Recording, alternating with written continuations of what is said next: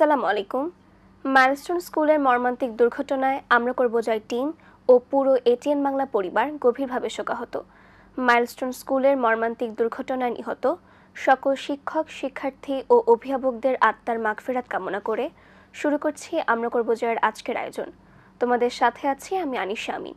প্রতি পর্বের মতো এ পর্ব শুরুতেই জানিয়ে দিচ্ছি এই সপ্তাহের সংবাদ শিরোনামগুলো। মাইলস্টোনের মর্মান্তিক দুর্ঘটনায় শোক প্রকাশ করেছেন পুরো বিশ্ব। নিহত এবং আহতের সংখ্যা ছাড়িয়েছে প্রায় শতাধিক।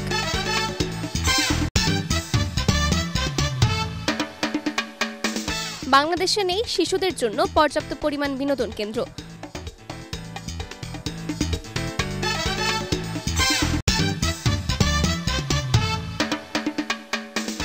দেশে বাড়ছে নবজাতক শিশুর মৃত্যুহার।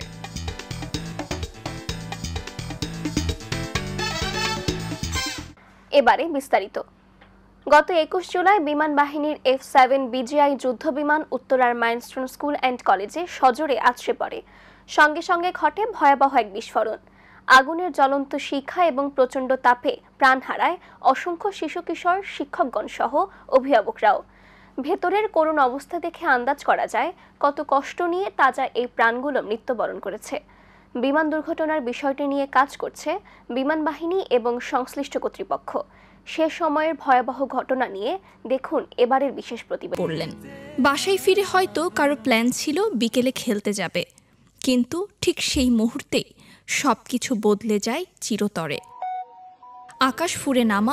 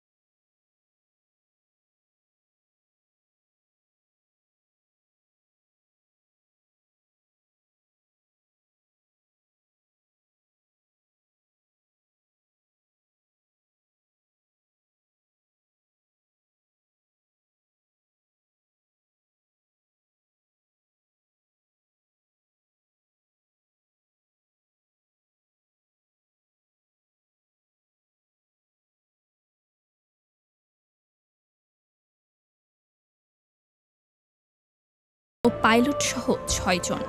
আমার বাচ্চাকে মরে গেছে। আমার ছেলে ব্রিলিয়েন্ট স্টুডেন্ট, পুরো কলেজে ফার্স্ট হয়। আমার ছেলে সবচেয়ে স্মার্ট। স্কুলে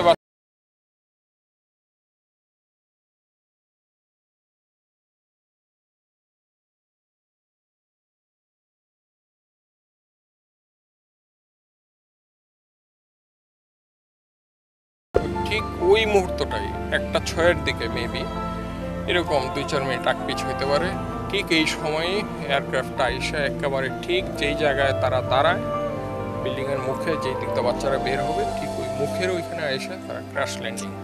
এখন মাহিরিন মিস ভালো ছিল, ওর বাচ্চাদের বাঁচাইতে গিয়ে আসে কিছু বাচ্চা বের করেও নিয়ে আসছে। আমার সাথে তার আইসিইউতে যেই কথা হয়েছে, আমি বললাম যে তুমি কেন এই কাজ করতে গেলা? বলে আমার বাচ্চারা আমার সামনে সব পুইরা মারা যাচ্ছে, আমি এটা কিভাবে সহ্য করি।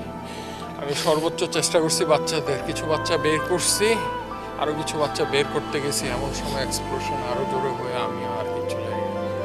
তো সে লাস্টে একটা কথাই বলছে যে আমার হাতটা একটু, ডান হাতটা দিয়ে বলছে আমাকে একটু শক্ত করে ধরো ডান হাতটা।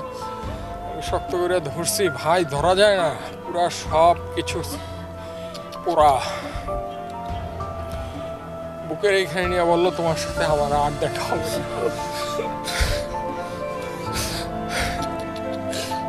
আহতদের সংখ্যা 160 থেকে 170 জনেরও বেশি। তাদের মধ্যে অন্তত 68 জন গুরুতর দগ্ধ, 19 জন রয়েছে ভেন্টিলেশনে।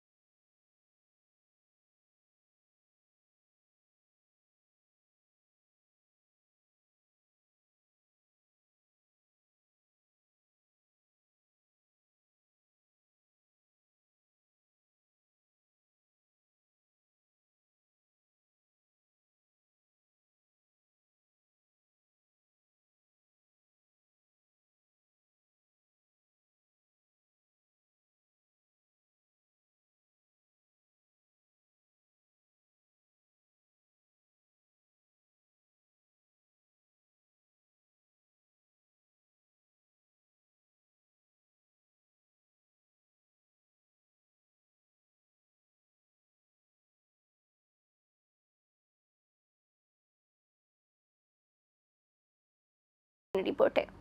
দেশের অন্যতম জনবহুল শহর রাজধানী ঢাকা। তবে এই শহরে বেড়ে ওঠা শিশুদের জন্য নেই প্রয়োজনীয় খেলার মাঠ কিংবা উন্মুক্ত বিনোদন কেন্দ্র, যার ফলে বাধাগ্রস্ত হচ্ছে তাদের শারীরিক ও মানসিক বিকাশ। যে কটি বিনোদন কেন্দ্র বা খেলার মাঠ আছে তার বেশিরভাগই নাজুক অবস্থায় পড়ে আছে নানা প্রকল্পের জটিলতায়। শিশুদের শুধু বিনোদনের জন্য না, এখানে শিশুদের শারীরিক এবং মানসিক গঠনের জন্য তাদের যে পার্ক এবং খেলার মাঠ, এই দুটা খুব ওতপ্রোতভাবে জড়িত এবং এটা দরকার ছিল, কিন্তু সেইটা একেবারেই অপ্রতুল। কতটা অপ্রতুল আমি আপনাকে একটা সংখ্যা তত্ত্ব বলি যে আমাদের যে ডিটেল এরিয়া প্ল্যান হলো সেখানে আমরা দেখেছি যে ঢাকা শহরে সমস্ত ভূমির মধ্যে মাত্র 1.04 ভাগ বা বলা যায় 1 ভাগ হচ্ছে ওপেন স্পেস, যেটা আসলে কোনো মানদণ্ডেই আসে না। আমাদের দুর্ভাগ্য হলো যে শিশুদের জন্য বা সমস্ত মানুষের জন্য যে উন্মুক্ত স্থান, খেলার মাঠ, এগুলো তার শারীরিক তার মানসিক বেড়ে ওঠার জন্য দরকার, এই আবশ্যিক ভাবনাটাই আমাদের ভিতরে নেই। আমরা এটাকে শুধু বিনোদন হিসেবে দেখেছি। অন্তত ঢাকা শহর গড়ে তোলার জন্য আমরা শুধু আর্থিক লাভবানটাই বা মুনাফার দিকটাই দেখেছি বলে আজকে এটা আমাদের জন্য প্রচণ্ড রকম প্রকট হয়ে দেখা দিয়েছে। আর আপনি আরেকটা যে বিষয় বললেন শিশু পার্কে বন্ধ করে রাখা, শুধু শিশু পার্ক না, আমাদের যদি মনে থাকে যে এই কিছুদিন আগেও বেশ কতগুলো পার্ককে উন্নয়ন করার জন্য শুরু হয়েছিল কাজ এবং মাঝপথে সেটা বন্ধ হয়ে যায় এবং কিছু কিছু পার্ক এখনও ঠিক হয়নি, খেলার মাঠ এখনও ঠিক হয় নাই। আমাদের মনে হয় যে কর্তৃপক্ষের একটা গ্যারান্টি ক্লজের ভিতরে নিয়ে আসা উচিত। তবে ঢাকা উত্তর সিটি কর্পোরেশনের প্রশাসক মোহাম্মদ এজাজ জানান, ইতোমধ্যে রাজধানী ঢাকার বিভিন্ন জায়গায় পরিত্যক্ত মাঠের রক্ষণাবেক্ষণের কাজ শুরু করা হয়েছে। আমরা ঢাকায় প্রায় 30-40টি লাইব্রেরি করতেছি। আমাদের 22টি মাঠ পার্ক ছিল, সেটা আমরা অন্য যেগুলো অ্যাবান্ডেন্ট মাঠ পার্ক আছে সেগুলোকে উদ্ধার করে আমরা এটাকে ডাবল করে দেব এই বছরের মধ্যে।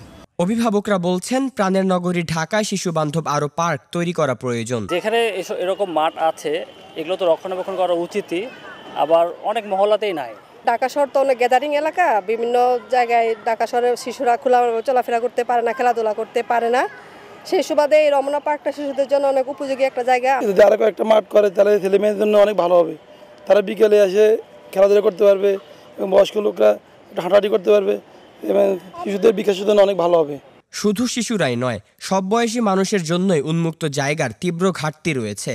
নগর পরিকল্পনাবিদরা বলছেন, সরকারি প্রকল্পের স্বচ্ছতা ও জবাবদিহিতার অভাব এবং জনসচেতনতার ঘাটতির কারণে এই সমস্যা দিন দিন প্রকট হচ্ছে।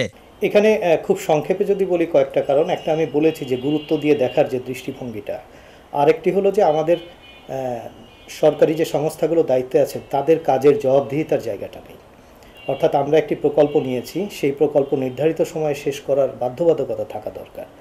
এইটা যে শেষ হচ্ছে না, বিভিন্ন ধরনের অজুহাতে আমরা প্রকল্পের মেয়াদ বাড়াই, কিন্তু এইটা না করলে যে জবাবদিহিতার আয়নায় বা কারো গাফলতি থাকলে শাস্তির আওতায় আনা, এই সংস্কৃতিটা আমাদের ভিতরে গড়ে ওঠেনি। শিশুরা একটি জাতির ভবিষ্যৎ, অথচ রাজধানী ঢাকায় তাদের বিকাশের ন্যূনতম পরিবেশই আজ সংকটে। পরিকল্পিত নগরায়ন ও গণসচেতনতার মাধ্যমে এই সংকট মোকাবেলা করা সম্ভব বলে মত সংশ্লিষ্টদের। মোহাম্মদ মোবারক হোসেন, আমরা করব জয়, এটিএন বাংলা, ঢাকা। নবজাতকের মৃত্যুহার দিন দিন বাড়ছে। জন্মের পরই নানা জটিলতায় প্রাণ হারাচ্ছে অনেক শিশু। দারিদ্র্য, অপুষ্টি আর সচেতনতার অভাবকে দায়ী করছেন চিকিৎসকরা। প্রয়োজন শিশু জন্মের পর থেকে বাড়তি নজরদারি এবং সচেতনতা। বিস্তারিত দেখুন নওশিন জাহান তাসমিয়ার রিপোর্টে। বাংলাদেশে নবজাতকের মৃত্যুর হার আশঙ্কাজনক হারে বাড়ছে। জন্মের পরপরই শিশুরা নানা জটিলতায় আক্রান্ত হচ্ছে। দারিদ্র্য, অপুষ্টি ও অপ্রস্তুত মাতৃত্ব, এই তিনটি কারণের জন্য নবজাতকের জীবন সবচেয়ে বড় হুমকি হয়ে দাঁড়িয়েছে। প্রিটার্ম লো বার্থ বেবি অবশ্যই এটা খুবই চ্যালেঞ্জিং। দেখা যায় যে আর্লি স্টেজে, মানে একদম জন্মের পরে ব্রিদিং ডিফিকাল্টি বা শ্বাসকষ্ট নিয়ে যে বাচ্চাগুলো ভর্তি হয়, ওদের যে সাপোর্টটা লাগে, অক্সিজেন সাপোর্ট বা সিপ্যাপ কেয়ার, যেটা নন ইনভেসিভ আমরা বলি যে ভেন্টিলেটর, এই কেয়ারটা যদি ওরা প্রপারলি পায়, সেক্ষেত্রে দেখা যায় যে অনেক বাচ্চারা ওখান থেকে উঠে আসে। চিকিৎসকদের মতে নবজাতকের বেশিরভাগ মৃত্যু হয় জন্মের প্রথম সপ্তাহের মধ্যে। অল্প বয়সে গর্ভধারণ, মায়ের অপুষ্টি এবং পর্যাপ্ত চিকিৎসার অভাব এই তিনটি প্রধান কারণ। তারা বলছেন, অনেক শিশু জন্মায় স্বাভাবিক ওজনের নিচে। ডেথ রেট কমাতে হলে আমাদের যে প্রিম্যাচুরিটি বাচ্চা সংখ্যা কমাতে হবে, অথবা প্রিম্যাচুর বাচ্চা হয়ে গেলেও তার সঠিক পরিচর্যা নেওয়া জানতে হবে, শিখতে হবে। বাংলাদেশে এর মূল একটা কারণ হলো গিয়ে মাদের বয়স কম। অর্থাৎ আমাদের স্কুলগুলি মারা যদি 16 বছর আগেই বিয়ে, 18 বছর আগেই বিয়ে করে, এবং এই 18 বছর আগে যদি সে যদি মা হয়ে যায়, তো সে মাই তো একটা বাচ্চা, তারও তো স্বাস্থ্যের ঠিক না, তার স্বাস্থ্য খারাপ এবং তার মানসিকতাটাও মেন্টালি সে রেডি না। এই অবস্থায় যদি বাচ্চা হয়, ইউজুয়ালি এই ধরনের মাদের বাচ্চাগুলো অপরিপক্ক হয়। 18 বছর আগে মেয়েদের বিয়েটা আটকাতে হবে এবং না করাটাই শ্রেয়। দ্বিতীয় আর কারণ হলো গিয়ে মাদের অপুষ্টিতা। বাংলাদেশ পরিসংখ্যান ব্যুরো BBS এর তথ্য অনুযায়ী 2022 সালে প্রতি 1000 জীবিত নবজাতকের মধ্যে 25 জন মারা গিয়েছিল, যা 2023 সালে বেড়ে 27 জনে দাঁড়িয়েছে। ইউনিসেফ এবং বিশ্ব স্বাস্থ্য সংস্থার মতে প্রতি বছর বাংলাদেশে 1 লাখেরও বেশি শিশু তাদের প্রথম জন্মদিন পালন করার আগেই মারা যায়। আমার বাবু 7 মাসে চলে আসছে, 8 মাস পড়তে 2 দিন বাকি ছিল। খিঁচুনি ছিল, অক্সিজেন কম পাইছে, পরে শ্বাসকষ্ট ছিল, জন্ডিস ছিল। নবজাতকের মৃত্যু কমাতে সঠিক পুষ্টি, বাল্যবিবাহ বন্ধ ও গর্ভবতী মায়ের যত্ন নিশ্চিত করলেই এই হার কমানো সম্ভব। নওশিন জাহান তাসমিয়া, আমরা করব জয়, ETN বাংলা, ঢাকা। দেখতে দেখতে শেষ হয়ে গেল আমরা করব জয়ের জন্য নির্ধারিত সময়। তোমাদের ভালো লাগা, মন্দ লাগা কিংবা কোনো বিষয়ে পরামর্শ থাকলে আমাদেরকে চিঠি লিখে জানাতে পারো। আমাদেরকে চিঠি লিখবার ঠিকানা: পরিচালক, আমরা করব Joy, ETN Bangla, multimedia production company limited, ওয়াসা ভবন, 2য় তলা, 98 কাজী নজরুল ইসলাম এভিনিউ, কারওয়ান বাজার, ঢাকা 1215, বাংলাদেশ। এছাড়াও তোমরা চাইলে আমাদেরকে ইমেল করতে পারো। আমাদের ইমেল অ্যাড্রেস atn.amrakorbojoy@gmail.com। বন্ধুরা, তোমরা চাইলে স্ক্রিনে দেখানো নাম্বারে আমাদের সাথে যোগাযোগ করতে পারো। 01317088842। এই ছিল আমাদের আজকের আয়োজন। দেখা হবে আগামী পর্বে নতুন কোনো সংবাদ কিংবা পুরনো কোনো সংবাদের নতুন কোনো অগ্রগতি নিয়ে। সে পর্যন্ত সবাই ভালো থেকো, সুস্থ থেকো, চোখ রেখো ETN বাংলার পর্দায়। আল্লাহ হাফেজ।